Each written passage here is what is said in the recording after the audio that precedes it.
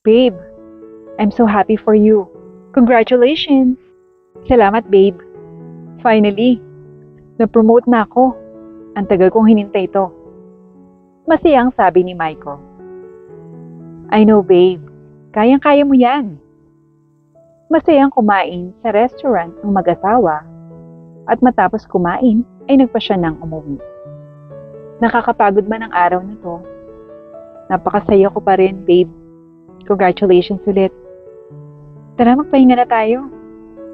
Yaya ni Bea sa kanyang asawa. O sige, babe.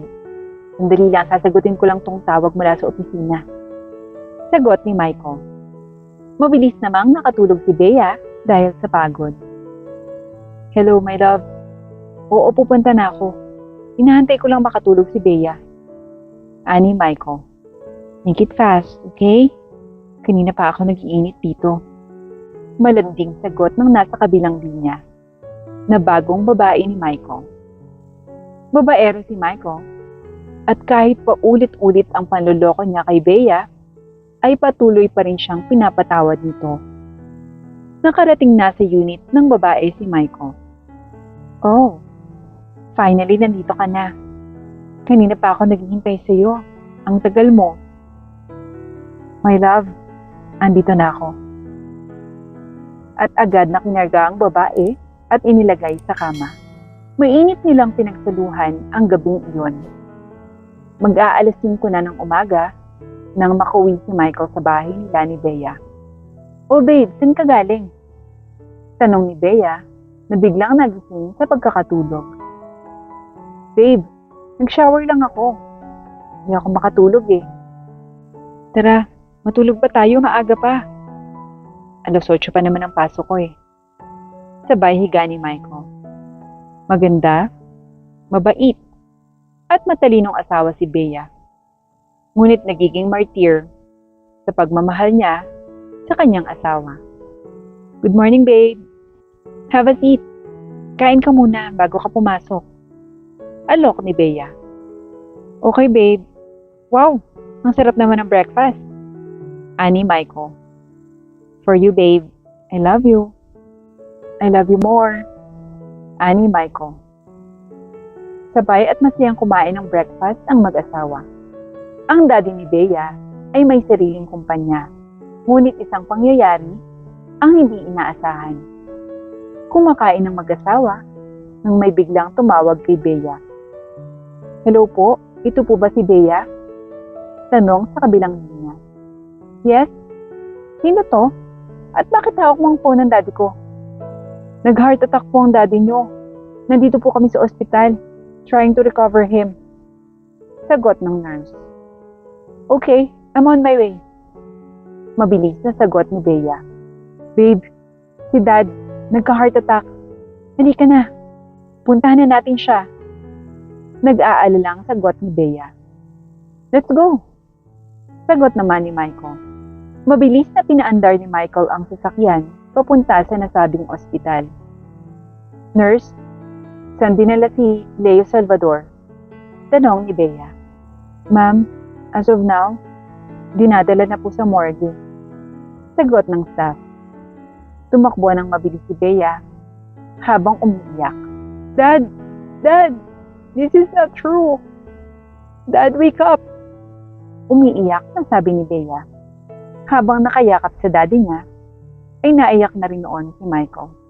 Daddy, sabi mo hihintay mo pa yung magiging apo mo. Bakit nandito ka? Tanong pa ni Bea. Pinaliwanag naman ng doktor mabuti kay Bea ang nangyari sa daddy niya. Nasa kalagitnaan siya ng pagdadrive ng atakihin sa puso at wala kaagad ang nakasaklolo sa kanya. Kaya hindi kaagad nakarating dito sa ospital at dead on the spot na nang dumating dito. Malungkot na balita ng doktor. Dad, naisagot na lamang ni Bea habang napatulala at napaupo na lamang sa isang gilid habang umiiyak. Babe, andito lang ako. Habang yapos-yapos ni Michael ang asawa. Inayos lahat ni Michael ang mga kailangan sa pagburol sa kanilang daddy. Marami ang dumalaw at nakiramay kay Bea at Michael sa burol ng kanilang daddy. Pati na nga ang best friend niya na galing pang abroad na si Melanie ay umuwi dahil parang daddy na rin niya ang ama ni Bea. Beshi, andito na ako. Sabay post niya kay Bea. Kumusta ka? Umuwi ako agad nang mabalitaan ko yung nangyari dito. Ani Melanie. Beshi, si Dad. Iniwan na ako. Umiiyak na sagot ni Bea. Andito lang ako, Beshi. Hindi kita iiwan.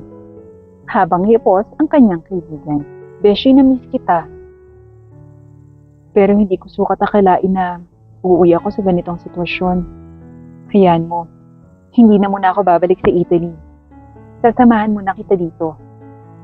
Paliwanag ng kaibigan mo. Salamat, Beshi. Ilang araw lang naman na iburo lang daddy niya at nailibing na ito. Bea, ako nga pala ang attorney ng daddy mo at may gusto akong ipaalam sa'yo regarding sa mga iniwan niya. Okay po ba, attorney, na sa bahay nilang po? Mahinang sagot ni Bea. Pagdating sa bahay, kaharap sa isang lamesa si attorney, Melanie at asawang si Michael. Bago nawala ang dad mo, naayos na niya ang lahat ng mga papeles at ang kanyang last will and testament. At ang lahat ng pag-aari niya ay nakapangalan sa iyo. At ang kumpanya na iniingatan niya, gusto niyang ingatan mo rin. At ikaw ang pumalit bilang CEO doon. Paliwanag ng attorney. Si daddy talaga, hanggang sa huling sandali, ako pa rin ang nasa isip niya. Sabay iyak ni Bea. May sulat ding iniwan ng dad mo. Habang iniaabot ito kay Bea. Dear Bea, anak, kung sakali mang nababasa mo ito, siguro ay wala na ako. Gusto kong ingatan mo ang sarili mo. Bago ko umalis, sinecure ko na ang future mo. At sana, sa lalaking pakakasalan mo, ay ingatan at mahalin ka niya. Sayang lang at hindi ko maaabutan na magiging apo ko. Kaya sana, alagaan mo ang sarili mo, anak ko. Mahal na mahal ka ni Daddy. Love, Dad. Umiyak ng umiyak si Bea at halos ilang linggo din niyang dinamdam ang pagkawala ng kanyang ama. At sa mga panahong iyon, ay naging close naman sila Melanie at Michael. Bumaba ng hagdan si Bea at nadatnan niya ang kanyang asawa at kaibigan. Good morning, bati niya. Oh, Beshi! Finally. At ngayon, kasabay ka na naming mag-breakfast. Have a seat. Nagluto kami ni Michael. Hindi ko kasi alam na iba na pala ang paborito mong pagkain ngayon. Ani Melanie. Oo, babe. Tinuruan ko si Melanie para dito sa paborito mong pork chop with corn sauce. Salamat sa pag-iintindi niyo sa akin na okay na ako. Halos ilang linggo na rin ako nasa kwarto lang. Kailangan ko nang pumunta sa opisina ni Dad. Oo nga, nakailang tawag na dito sa bahay yung secretary ng Dad mo eh. I want you to help me run the company, Melanie and Babe. Maasahan ko ba kayo? Tanong ni Bea. Yes, Babe. Don't worry. Magre-resign na ako sa work ko para matulungan kita. Ani Michael. Sure, Beshi. Ikaw pa ba? Hindi mo na ako babalik sa Italy. Sagot naman ni Melanie. Mabilis namang nakapag-adjust sa kumpanya si Bea dahil matalino naman siya. Nakuha niya rin agad ang loob ng mga stakeholders at patuloy pa rin lumago ang kumpanya. Hey, let's celebrate guys! It's been a couple of months and okay ang teamwork natin. Ani Bea. Siyempre naman, dahil magaling siyang CEO, Beshi. Sagot ni Melanie. Thanks, Beshi. And you, babe. Thank you. Hindi mo ko iniwan. Sagot ni Bea. Asawa kita, kaya magkasama tayo sa hirap at ginhawa. Sagot naman ni Michael. So, dinner tayo ngayon? Sure, babe. Sagot ni Michael. Masayang kumain ng dinner at tatlo. At dahil sa pagod, maagang nakatulog si Bea. Babe, Beshi, matutulog na ako ha. Pagod na ako talaga. Sure, Beshi. Sagot ni Melanie. Dahil wala si Bea, ay natuloy na ang landian ng dalawa. Dahil sa pagiging close ng dalawa, ay nagkaroon sila ng lihim na relasyon. Wala si Bea. It's time for us. Ani Michael. Yeah, my room? Malanding yaya ni Melanie. Ilang beses na may nangyayari sa kanilang dalawa kahit pa sa mismong bahay ni Bea. At walang nahahalatang iba si Bea dahil subsob ito sa trabaho. Beshi, salamat ha. Ikaw pang nagluluto para kay Michael. Sobrang dami na talagang trabaho sa opisina ngayon. Pero salamat. Ani Bea. Don't worry, it's okay. Ano ba? Sagot naman ni Melanie. Sa loob ng kumpanya, ay marami na ang nakakahalata sa relasyon ng dalawa na sina Michael at Melanie.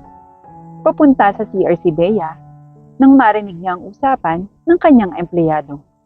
Do, grabe alam mo ba? Nakita ko kanina. Naglalandian talaga sa loob ng stockroom sina Sir Michael at Ma'am Melanie. Nakita ko talaga sila. Hoy, siguraduhin mo yan ha. Mamaya kumalat yung chismis. Naku, bahala ka. Babala ng isa. Kaagad namang nagtago si Bea upang hindi makita ng dalawang palabas. Nakatingin lamang sa salamin si Bea dahil ilang beses na niyang naririnig ang chismis na iyon. Ngunit wala naman siyang makitang ebidensya sa kaibigan at sa kanyang asawa. Sa isip niya ay hindi siya kayang lokohin ng mga ito. Hindi mo ako magagawang lokohin, Melanie, di ba? Magkapatid na tayo halos. But para naman sa ikatatahimik ko, gusto kong malaman ang totoo. Saad niya sa kanyang sarili. Maagang umuwi ng bahay si Bea at nagpaalam kay Michael.